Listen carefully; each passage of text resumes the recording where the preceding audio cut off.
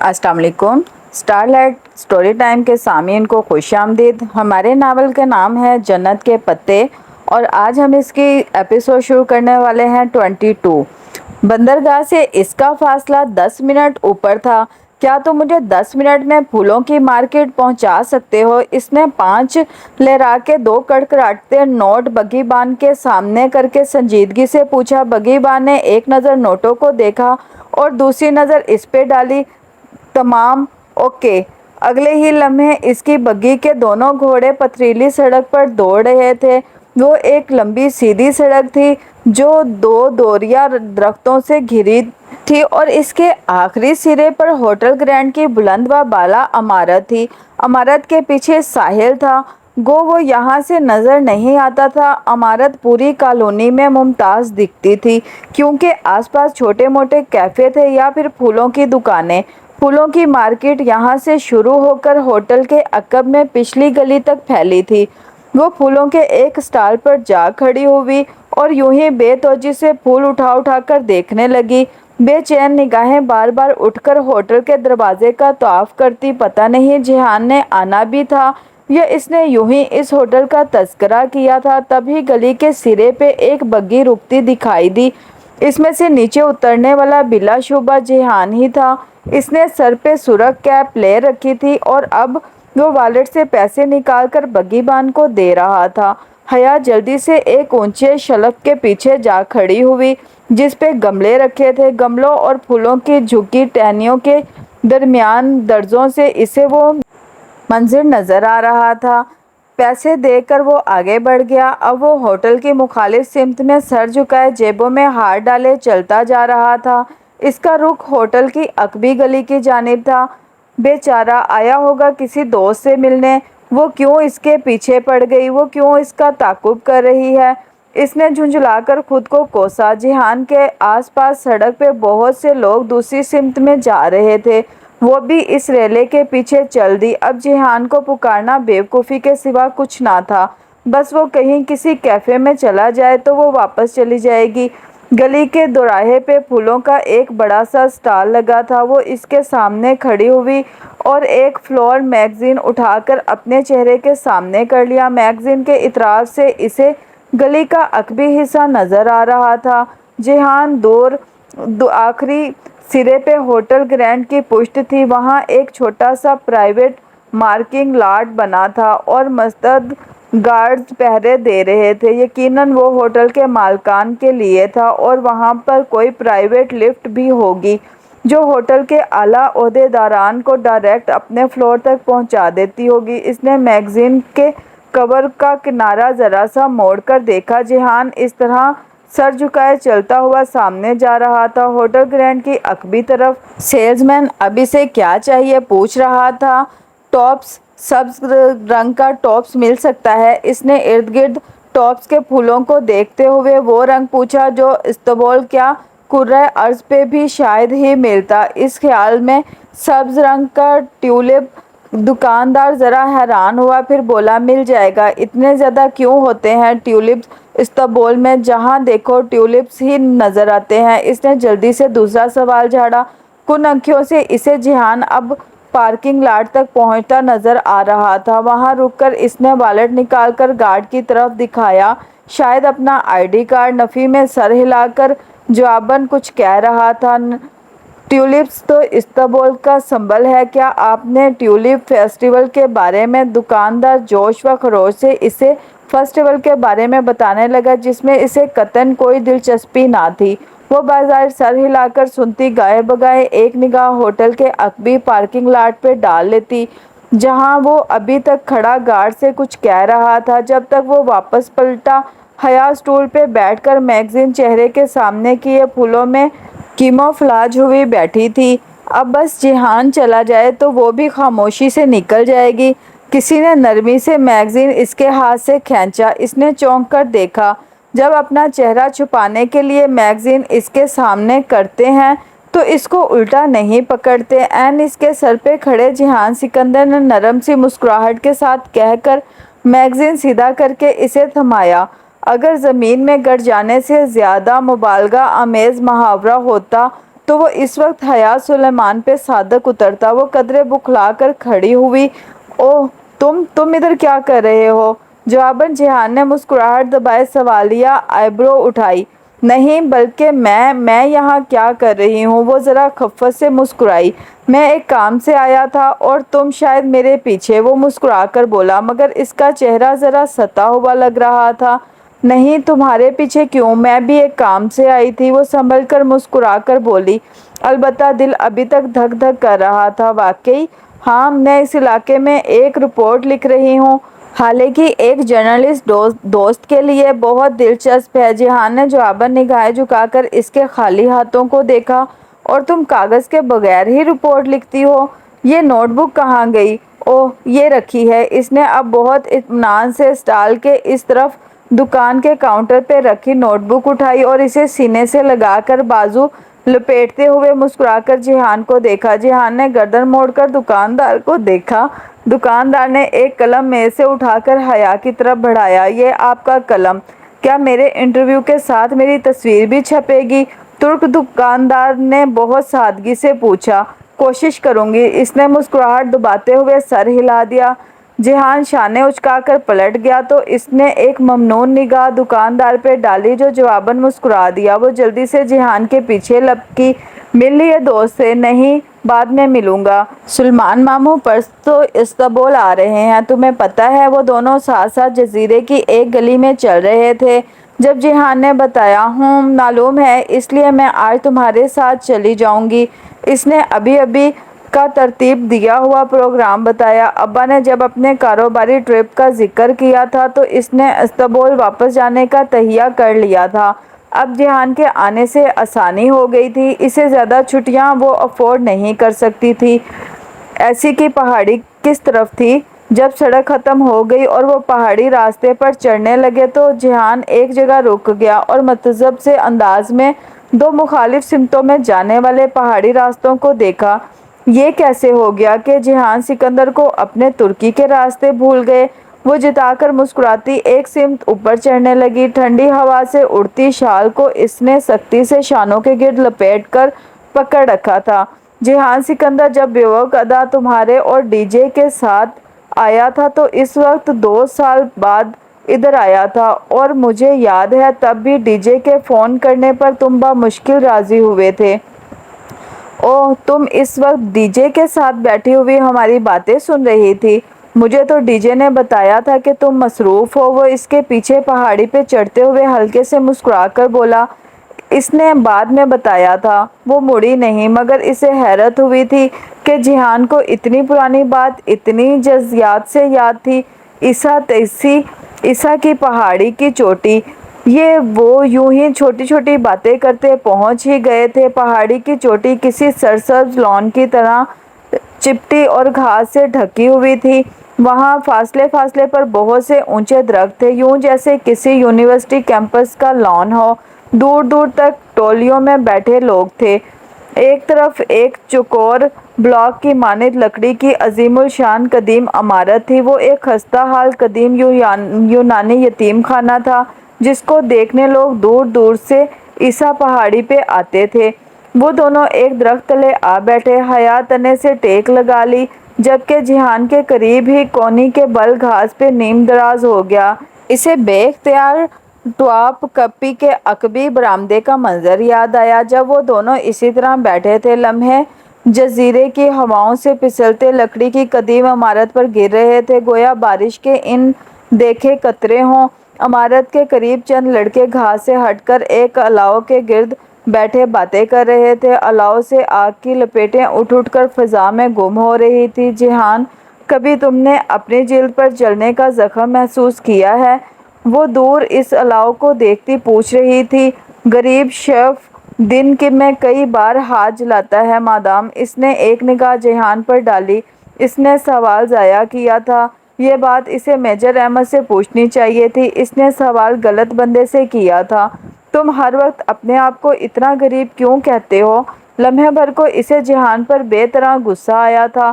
استقلال اسٹریٹ میں تمہارا ریسٹورینٹ ہے، جہانگیر میں تمہارا گھر ہے، اور جس روز ہم پاکستان سے آئے تھے میں نے دیکھا تھا ایک سے بڑھ کر ایک قیمتی گفٹ تمہارے کمرے میں رکھا تھا۔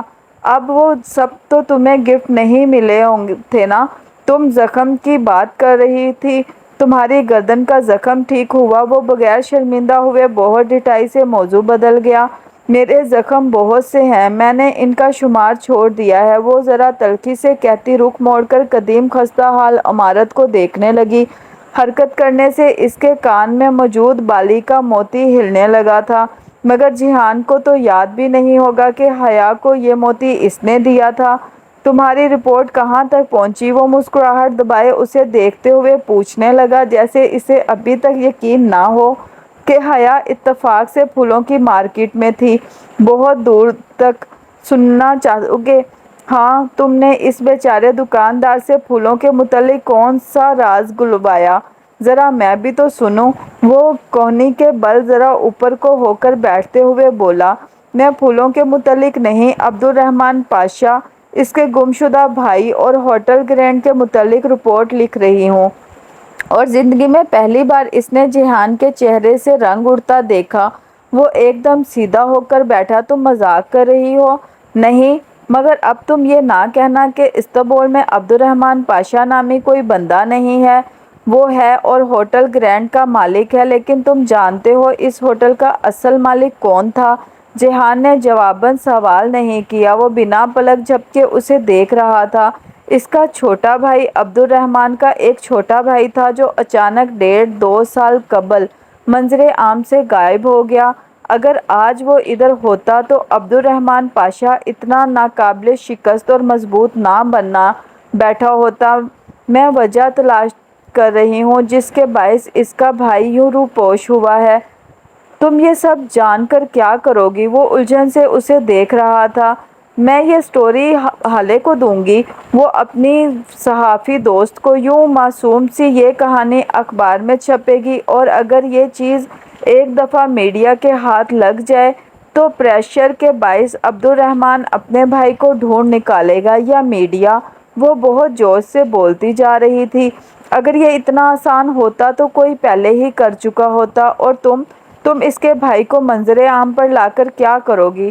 میں چاہتی ہوں لوگ اس غلط فہمی سے نکل آئیں کہ عبدالرحمن پاشا ویلموٹ لارڈ کا نام ہے۔ تم یقین کرو جیحان، میں نے جتنی اس معاملے پہ تحقیق کی ہے اتنا ہی مجھے اندازہ ہوا ہے کہ پاشا کچھ بھی نہیں ہے، یہ محض ایک جعلی پروپیگنڈا وہم ہے۔ بعض لوگ خود کو طاقتور کہلا کر اپنی انا کو تسکین پہنچاتے ہیں۔ میں قانون پڑھ رہی ہوں، مجھے ان باریکیوں کا پتہ ہے۔ اچھا ہوا تم نے بتا دیا تم قانون پڑھ رہی ہو، ورنہ میں تو اب تک بھول ہی چکا تھا۔ بات مت بدلو، تم سوچ بھی نہیں سکتے جب میڈیا میں یہ بات آئے گی کہ ہوٹل گرینڈ کا اصل مالک یونان نہیں بلکہ کسی چھوٹی سی جگہ پہ گمنامی زندگی بسر کر رہا ہے، تو اس بات کا کتنا اچھالا جائے گا۔ اسٹاپ دس حیا، وہ ایک دم جھنجھلایا تھا۔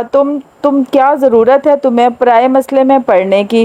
ضروری تو نہیں ہے کہ پاشا نے اپنے بھائی کو نکالا ہو سکتا ہے وہ خود گیا ہو سکتا ہے ان دونوں کے درمیان کوئی سیٹلمنٹ ہو، ہزار ممکنات ہو سکتی ہیں، اور ہو سکتا ہے اس نے خود اپنے بھائی کو واپس آنے سے روک رکھا ہو۔ اگر اخبارات اس خبر کو اچھالیں گے تو عبدالرحمن پاشا کی اس خود ساختہ شہرت کے غبارے سے ساری ہوا نکل جائے گی۔ وہ بہت مزے سے بولی تھی، پھر جیحان کے تاثرات دیکھ کر اشنبا ہوا۔ وہ بہت مضطرب اور کوفت زدہ سا لگ رہا تھا۔ عبدالرحمن پاشا کو کوئی فرق نہیں پڑے گا، فرق پڑے گا تو اس کے بھائی کو۔ حیا، بہت سے لوگ نئی زندگیاں شروع کر لیتے ہیں، وہ خود ہی اپنی پرانی زندگی میں نہیں لوٹنا چاہتے، اس طرح ان کو ایکسپوز کر کے تم اس کی زندگی مشکل میں ڈال دو گی۔ خواہ مت پڑو ان لوگوں کے مسئلوں میں، چلو چلتے ہیں، مجھے واپس کام پہ بھی پہنچنا ہے۔ وہ ایک دم ہی اٹھ کھڑا ہوا، اس کے انداز میں واضح اضطراب تھا۔ تم کو اپنے دوست سے نہیں ملنا؟ جیحان نے رک کر ایک نظر اسے دیکھا اور پھر نفی میں سر ہلا دیا۔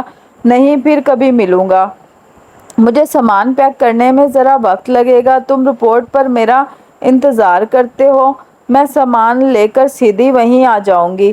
میں تمہارے ساتھ ہی چلتا ہوں تمہاری دوست کے گھر۔ नहीं, तुम बोर हो जाओगे। मुझे साथ वाली आंटी से कुछ चीज़ें लेनी है, वक्त लग जाएगा। मैं तुम्हें पोर्ट पर मिलूंगी। वो जिहान को आयशे गुल के घर के बाहर लगी AR पाशा की तख्ती दिखाने की हरगिज मुतहम्मल नहीं थी। ओके, इसने जोर नहीं दिया। वो पाशाने उचकाकर सर झुकाए नीचे उतरने लगा। वो किसी और बात पे उलझा हुआ लग रहा था। घर आकर इसने जल्दी जल्दी सामान पैक किया, फ़ोन करके आयशे से माजरत की और दोबारा आने का वादा करके अब्बा की आमद का बताकर जब वो अपना बैग लिए नहायत उजलत में बंदरगाह जाने के लिए निकली तो इसे भूल चुका था कि इसका पज़ल बॉक्स ऊपर स्टडी की मेज़ पर पड़ा रह गया है। दोपहर की सुर्खी बेबाक आदाब की इस सरसब्ज दरख्तों से घिरी गली पे छा रही थी। बुलंद व बाला उस्मानी महल के सफ़ेद सतून सुनहरी रोशनी से चमक रहे थे। अब्दुर्रहमान टाई की नाट ढीली करता गोल चक्करदार जीने ऊपर चढ़ रहा था। इसके जूतों की धमक पे किचन में काम करती आयशे के हाथ रुक गए। घर में जूतों समेत सिर्फ अब्दुर्रहमान ही घुमा करता था। वो मिडिल क्लास तुर्कों की तरह घर से बाहर कभी जूते नहीं उतारता था, बल्कि इस्तांबुल की हाई अलर्ट की तरह कालीन पे भी जूते पहनकर बहुत फ़ख्र से चला करता था। आयशे ने सुबह ही इसे SMS कर दिया था कि हया कल चली गई है और रात में आने भी आ गई थी। वो चाहे तो घर आ सकता है। सो वो आ गया था। इसने जल्दी से सिंक की टूटी खोली, हाथ धोए और उन्हें खुशक किए बिना बाहर निकली तो उसे अब्दुर्रहमान बलाई मंजिल की राहदारी के पहले दरवाजे में दाखिल होता दिखाई दिया। वो स्टडी में जा रहा था। आयशे तेज कदमों से इसके पीछे जीने चढ़ने लगी। स्टडी रूम का दरवाज़ा पूरा खुला था। अब्दुर्रहमान एक बुक शेल्फ के सामने खड़ा किताबें अलट पलट कर देख रहा था। अस्सलाम वालेकुम, इसने चौखट में रुककर सलाम किया। हूँ वालेकुम। वो हाथ में पकड़ी किताब के सफ़े पलट रहा था। वो इतने दिन बाद घर वापस आया था मगर इसका अंदाज वैसा ही था। तुम कब आए? अभी। वो किताब रखकर स्टडी टेबल की तरफ आया और दरवाज़ा खोलकर अंदर रखी अशिया इधर उधर करने लगा। क्या ढूंढ रहे हो? आयशे को बेचैनी हुई। कुछ पेपर्स थे और एक किताब भी। वो अब घुटने के बल ज़मीन पर बैठा निचली दराज खोल रहा था। तुम अभी तक मुझसे नाराज़ हो? वो उदासी से बोली। नहीं। वो बिना पलटे बोला। मेरा वो मतलब नहीं था जो मैंने कहा था, आने के लिए कहा था। इतना अरसा हो गया है मगर तुमने इस दिन के बाद मुझसे कभी ठीक से बात नहीं की। आयशे, मेरे मामलात में मत बोला करो। इसने मुड़कर एक सख्त निगाह आयशे पर डालकर कहा और वापस पलट गया। तुमने अपनी दोस्त को मेरे सो कॉल्ड भाई के बारे में बताया है ना? इसने मुझे खुसूसन बताने के लिए फ़ोन किया था। तुम्हें ये नहीं करना चाहिए था। मैं तुम्हारे हुक्म की पाबंद तो नहीं अब्दुर्रहमान, आयशे ने नरमी से मगर खफा लहजे में कहा। बहारे ने हमारी लड़ाई का जिक्र किया तो मैंने पूरी बात बता दी। इससे क्या होता है? आने किधर हैं? वो अपने टेबल पे रखी किताबें उठा कर कुछ ढूंढ रहा था। वो सो रही हैं, वो कहकर पलट गई। जाते हुए इसका चेहरा बहुत खफा और उदास था। वो चली गई तो अब्दुर्रहमान ने पलट कर देखा, फिर बरहमी से सर झटका। ये लड़की मरवाएगी इसे। किसी सुरख जिल्द वाली किताब एक फाइल तले रखी थी। इसने गहरी सांस लेकर किताब उठाई।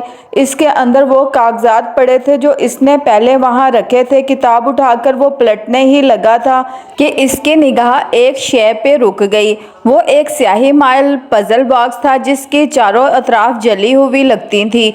वो इन पे सुनहरी हरूफ उभरे हुए थे। अब्दुर्रहमान ने किताब वापस रखी और आहिस्ता से वो बॉक्स उठाया। फिर इसको अलट पलट करके वो सतर देखने लगा। एक शेर तले कोड बार के 6 चौखटे बने थे और इनमें मुतफरिक हरूफ उभरे हुए थे। वो बॉक्स पकड़े बाहर आई।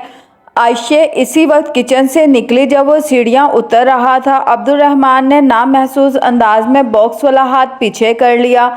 आयशे ने उसे नहीं देखा था। वो सीधी अपने कमरे में चली गई। वो राहदारी से गुजरकर पिछले दरवाजे से होता हुआ अकबी बागीचे में आ गया। वहाँ कोने में आयशे की वर्क टेबल रखी थी जिस पर बहारे कोई कलरिंग बुक रखे रंग भर रही थी। बहारे से वो आते हुए मिल चुका था, सो अब इसे आते देखकर वो सादगी से मुस्कुरा दी। बहारे वो मध्यम मुस्कुराहट लबों पे सजाए इसके करीब आया और पजल बॉक्स इसके सामने किया। ये किसका है? ओह, ये तो हया का है, वो यहीं भूल गई। वो हैरत से बोली, कल इसका कज़न आया था तो इसे जल्दी में जाना पड़ा। तुम्हें पता है इसका कज़न बहुत हैंडसम है। ये हया का है? अब्दुर्रहमान ने इसकी आंखों में देखते हुए दोहराया। हाँ, इसे किसी ने दिया था। किसने? वो बिना पलक झपके बहारे की आंखों में देख रहा था। ये तो मुझे नहीं पता। बहारे ने शाने उचका दिए। क्या ये आयशे ने बनाया है? हाँ, मगर तुम इससे पूछना नहीं। इसके खरीदार ने तुम्हें बताने से मना किया था। बहारे की आवाज़ सरगोशी में बदल गई। वो मुस्कुरा दिया। इसीलिए तो मैं तुमसे पूछ रहा हूँ, क्या तुम इसको खोल सकती हो? नहीं, इसकी पहली अभी हया हल नहीं कर सकी। तुम कर सकते हो। बहारे की आंखें चमक उठी। शायद, मगर बहारे गुल वो ज़रा सा झुका और धीरे से बोला, ये बॉक्स मेरे पास है और ये बात तुम्हारे और मेरे दरमियान राज रहेगी। तुम हया या आयशे को नहीं बताओगी इस बारे में, ठीक? ठीक। बहारे ने उलझते हुए सर हिलाया। मगर तुम इसको तोड़ना नहीं। तोड़कर खोलने से इसके अंदर की मौजूद शय तुम्हारे काम की नहीं रहेगी। वो सर हिलाकर वापस पलट गया। बहारे अपनी कलरिंग बुक छोड़कर इसके पीछे आई। वो जब तक अंदर आई अब्दुर्रहमान ऊपर जा चुका था। वो दबे पांव जीने चढ़ने लगी। तीसरी मंजिल पे अब्दुर्रहमान के कमरे का दरवाज़ा नीमवा था। बहारे ने चौखट के करीब सर निकाल कर झांका। अब्दुर्रहमान पजल बॉक्स अलमारी में रख रहा था। अलमारी का पट बंद करके इसने लॉक लगाया और चाबी अपने बेड की साइड टेबल की दराज में डाल दी। बहारे जल्दी से पीछे हट गई और बिल्ली की चाल चलते वापस उतर गई। अब्दुर्रहमान ने वो बॉक्स क्यों रख लिया? इसका दिमाग कुछ भी समझने से कासिर था। अब्बा आज सुबह पहुंचे थे। अब मरमरा के होटल में थे। मरमरा होटल ताकसीम में वाक़या था। हया और डीजे ने गरीब आवाम की तरह वो शानदार होटल बाहर से ही देखा था। अगर डीजे होती तो वो दोनों इस बात को बहुत इंजॉय करती कि अब्बा अब इसी होटल में रह रहे हैं। इसका रूम डीजे के बगैर बहुत अधूरा सा था। डीजे अभी तक वहीं थी। वो तो जैसे कहीं गई ही नहीं थी। हाले ने कल डोम बदल लिया था। अब वो डीजे के बैंक पे मुंतकिल हो गई थी। अलबत्ता इन दोनों ने एक बैंक से मुअल्लका मेज़ पे डीजे की टूटी हुई ऐनक टेप से जोड़कर रख दी थी। रात अंजुम बाजी और हाले इसी के पास रुक गई थी। वो तीनों घंटों डीजे की बातें करती रही थी। जब हम पहली बार आपसे मिले थे तो इसे आपके इंडियन होने पर बहुत एतराज़ था। इसे पाकिस्तानी का T20 फाइनल में मैं आखिर बाल पर मिसबा के आउट होने का बहुत दुख था। इसने इसके बाद क्रिकेट देखनी ही छोड़ दी थी। बाज़ दुख असल वाक़यात से बड़े होते हैं। जैसे डीजे की मोहब्बत से डीजे का दुख बढ़ गया है। और इस्तिक़लाल स्ट्रीट में जब इसके और बाले के पास बहुत से वाक़यात थे। वो यादों से निकलकर जब सोई तो सुबह देर से उठी। आज छुट्टी थी और अब इसे अब्बा से मिलने जाना था। अब वो इसीलिए तैयार हो रही थी। जो गहरा सब्ज़ फ्रॉक इसने पहना था ये वही था जो वो डीजे के साथ आखिरी दफ़ा फूफो के घर पहन कर गई थी। बिल्कुल पाकिस्तान का झंडा लग रही हो।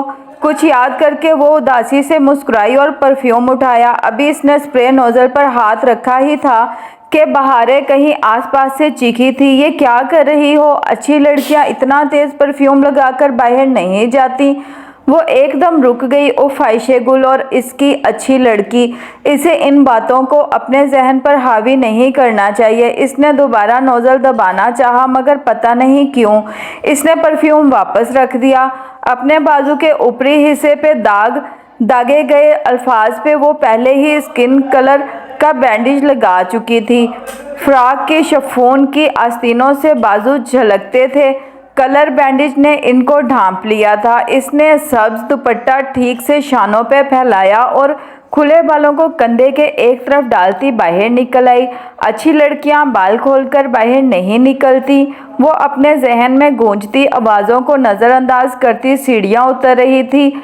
अच्छी लड़कियां अल्लाह ताला की बात मानती हैं। सर झटकती आखिरी जीना फलांग गई। अच्छी लड़कियां اس نے سر اٹھا کر آسمان کو دیکھا، اندھیرے پر اندھیرے، لہر پہ لہر۔ صبح کے وقت بھی اسے ہر طرف اندھیرا لگنے لگا تھا۔ اس کی روشنی کہاں تھی؟ وہ بے دلی سے چھوٹے چھوٹے قدم اٹھاتی انجم باجی کے ڈپارٹمنٹ کی طرف آ گئی۔ انجم باجی اپنا چارجر اس کے کمرے میں بھول گئی تھی۔ ان کا چارجر لوٹا کر اس نے اب چلے جانا تھا، مگر پتہ نہیں کیوں رک گئی۔ انجم باجی میرے بالوں کی فرینچ بریڈ بنا دیں، اس نے خود کو کہتے سنا۔ ہاں شیور، ادھر بیٹھو۔ انجم باجی برش لے کر اس کے بال سنوارنے لگی۔ حیا تمہارے بالوں کو کیا ہوا ہے؟ فرانسیسی طرز کی چوٹی کے باریک بال باندھتے ہوئے وہ حیرت سے کہہ اٹھی۔ وہ ذرا سی چونکی۔ کیا ہوا؟ تمہاری اسکیلپ کی جلد کا رنگ ایسا سرخ بھورا سا ہو رہا ہے، چھالے ہوئے تھے بالوں میں؟ نہیں، ایک شیمپو ری ایکٹ کر گیا تھا، بس چند دن میں ٹھیک ہو جائیں گے۔ اس نے ان سے زیادہ خود کو تسلی دی۔ چوٹی بناتے ہوئے بال کھنچ رہے تھے اور سر کی جلد درد کر رہی تھی، مگر وہ برداشت کر کے بیٹھی رہی۔ عائشہ نے جب وہ ویکس اتاری تھی تو اس کے بالوں کو کتنا نقصان ہوا، کتنا نہیں، عائشہ نے تفصیل کبھی نہیں بتائی تھی۔ اسے نہیں معلوم تھا کہ وہ کبھی اس سارے واقعے کی تفصیل دوبارہ سنے گی۔ اس نے انجم باجی کے اپارٹمنٹ سے نکلنے سے قبل خود کو آئینے میں نہیں دیکھا۔ اسے پتا تھا وہ فرینچ بریڈ میں بہت اچھی نہیں لگ رہی ہوگی۔ حسین اور مومن گورسر شٹل سے اتر رہے تھے جب وہ اسٹاپ پہ پہنچی۔ محسن سے کہنا مجھے اس کو کچھ دکھانا ہے۔ وہ نرم مسکراہٹ کے ساتھ حسین سے کہہ کر بس میں چڑھ گئی۔ وہ واپس آ جائے پھر محسن کے ساتھ مل کر پزل باکس کی پہلی حل کرنے کی کوشش کرے گی۔ مرمرا ہوٹل ٹاکسیم ڈسٹرکٹ میں واقع تھا۔ شیشوں سے ڈھکی بلند و بالا عمارت گویا کوئی اونچا سا ٹاور ہو، اندر سے بھی وہی چمکتا، آنکھوں کو خیرہ کرتا منظر۔ وہ پتلی ہیل سے پر اعتماد انداز میں چلتی لابی میں آئی تھی۔ ابا نے بتایا تھا کہ وہ لابی میں ہی ہوں گے اور وہ اسے دور سے ہی نظر آ گئے تھے۔ ان کا اس کی طرف نیم رخ تھا۔ وہ کھڑے کسی سے موہق گفتگو تھے۔ وہ ان کی طرف بڑھنے ہی لگی تھی کہ نگاہ ابا کے ساتھ کھڑے دونوں افراد پر پڑی۔ ایک دم سے اس کے پاؤں برف کی سل بن گئے۔ ابا کے ساتھ کوئی اور نہیں، ان کے کاروباری شراکت دار لغاری انکل اور ولید لغاری تھے۔ گویا کرنٹ کھا کر حیا مڑی اور تیزی سے ایک دوسری راہداری میں آگے بڑھتی چلی گئی۔ سر شکر کہ ان میں سے کسی کی نظر ابھی اس پر نہیں پڑی تھی۔ یہ قابل نفرت شخص کہاں سے آ گیا؟ وہ اس کا سامنا کیسے کرے؟ وہ کیا کرے؟ اسے کچھ سمجھ میں نہیں آ رہا تھا۔ بس وہ بنا دیکھے لیڈیز ریسٹ روم کی طرف آ گئی۔ وہ آئینے کے سامنے ڈھکی دیوار کے آگے قطار میں بیسن لگے تھے۔ ایک طرف باتھ رومز تھے۔ ایک ترک لڑکی ایک بیسن کے سامنے کھڑی آئینے میں دیکھتی لپسٹک درست کر رہی تھی۔ حیا اس سے فاصلے پہ آئینے کے آگے کھڑی ہو گئی۔ اپنے عکس کو دیکھتے ہوئے اس نے بے اختیار گردن پر ہاتھ رکھا۔ جب ولید نے اس کا دوپٹہ کھینچا تھا تو اس کی گردن پر رگڑ آئی تھی۔ ڈولی کا کھردرا ہاتھ، اس کا فرائنگ پین، مگر یہاں کوئی ڈولی نہیں تھا جو اس کے لیے آ جاتا۔ وہ اکیلی تھی، کس سے مدد مانگے؟ اس سے جو کسی مشکل میں اس کے ساتھ نہیں ہوتا تھا، مگر شاید اب کی بار۔ اس نے جلدی سے موبائل پر جیہان کا نمبر ملایا۔ طویل گھنٹیاں جا رہی تھی، اٹھا بھی چکو۔ وہ فون کان سے لگائے خوف زدہ سی کھڑی تھی۔ آئینے میں جھلکتے اس کے چہرے پہ اب تک زخموں کے نشان مدمل ہو چکے تھے۔ 5ویں گھنٹی پر جیہان کی خمار آلود آواز گونجی۔ آپ کا مطلوبہ نمبر اس وقت سو رہا ہے، براہ مہربانی کافی دیر بعد رابطہ کریں، شکریہ۔ جیہان اٹھو اور میری بات سنو۔ وہ جھلا سی گئی تھی۔ میں بہت تھکا ہوا ہوں، مجھے سونے دو۔ میں نے ریسٹورنٹ جہنم میں گیا تمہارا ریسٹورنٹ۔ تم ابھی اسی وقت مرمرا ہوٹل پہنچو۔ ابا آئے ہوئے ہیں اور ساتھ ان کے دوست وغیرہ بھی ہیں، مجھے اکیلے ان سے ملنا اچھا نہیں لگ رہا۔ اس کی آواز میں بے بسی در آئی تھی۔ ساتھ کھڑی لڑکی اب بالوں کو اونچے جوڑے میں باندھ رہی تھی۔ میں نہیں آ رہا، مجھے آرام کرنے دو۔ ٹھیک ہے، جہنم میں جاؤ تم اور تمہارا ریسٹورنٹ۔ وہ جن لوگوں نے تمہارے ریسٹورنٹ میں توڑ پھوڑ کی تھی نا، انہوں نے بہت اچھا کیا تھا، تم ہو ہی اسی قابل۔ اس نے زور سے بٹن دبا کر کال کاٹی۔ ترک لڑکی اب بیسن کی سلپ پر رکھا اسکارف اٹھا کر چہرے کے گرد لپیٹ رہی تھی۔ حیا چند لمحے بے خیالی میں اسے تکتی رہی، پھر کسی میکانیکی عمل کے تحت اس نے شانوں پہ پھیلا دوپٹہ اتارا اور سر پر رکھ کر چہرے کے گرد تنگ ہالہ بنا کر پلو बाएं कंधे पर डाल लिया।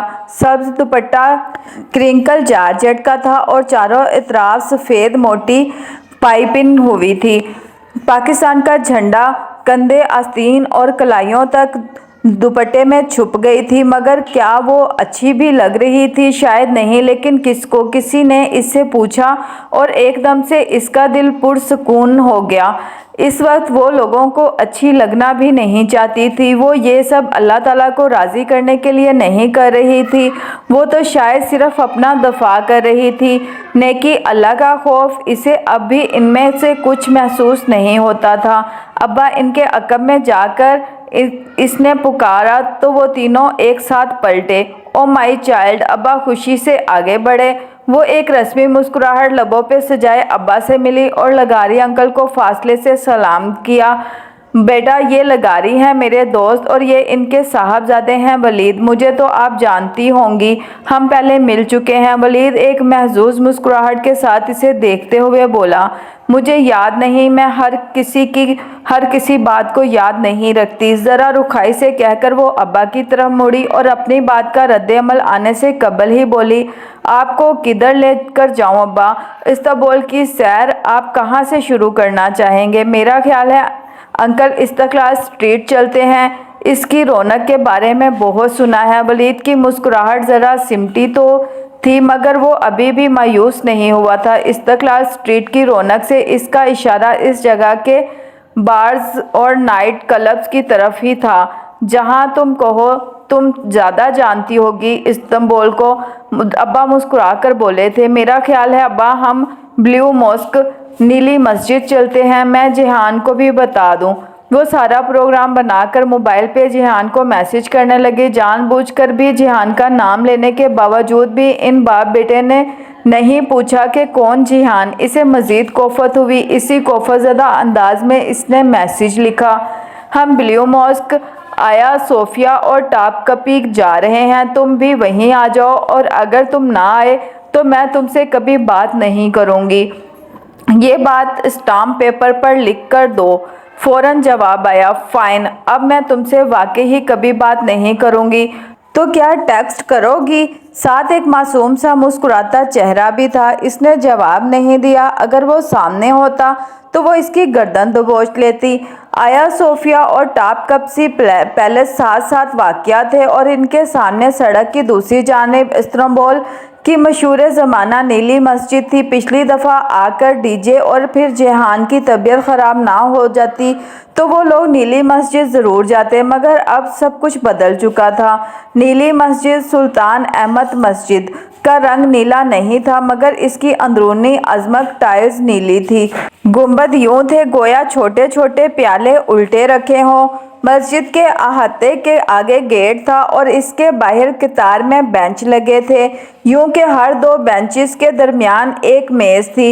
बेंच पर वो और अब्बा मेज़ के एक तरफ, जबकि वलीद और लगारी साहब दूसरी तरफ बैठे थे। मोबाइल हया ने गोद में रखा हुआ था। गो कि अब वो जिहान की तरफ से मायूस हो चुकी थी। वहाँ हर सौ कबूतर फड़फड़ाते हुए उड़ रहे थे। हवा से इसका दुपट्टा भी फिसलने लगा। वो बार बार इसे दो उंगलियों से पेशानी पे आगे को खींचती। आज इसे अपने सर से दुपट्टा नहीं गिरने देना था। आज नहीं, रात के सेमिनार के बाद यूं करते हैं कि अमीर खान से मिल लेंगे। अब्बा और लगारी अंकल आपस में मोहक गुफ्तगू थे। वलीद इसे नज़रों के हसार में लिए इसके मुकाबिल बैठा था। वो गर्दन मोड़ कर लाताल्लुक सी उड़ते कबूतर देख रही थी। दफ्तन इसने अब्बा और लगारी अंकल को उड़ते देखा। चौंक कर इसने गर्दन मोड़ी। तुम लोग बैठो, हम अभी आते हैं। इसे बैठने का इशारा करते वो दोनों आगे बढ़ गए। इन्हें कुछ देखना था या कोई मिल गया था, या फिर शायद वलीद ने अपने बाप को क्लू वो ना चाहते हुए भी बैठी रही।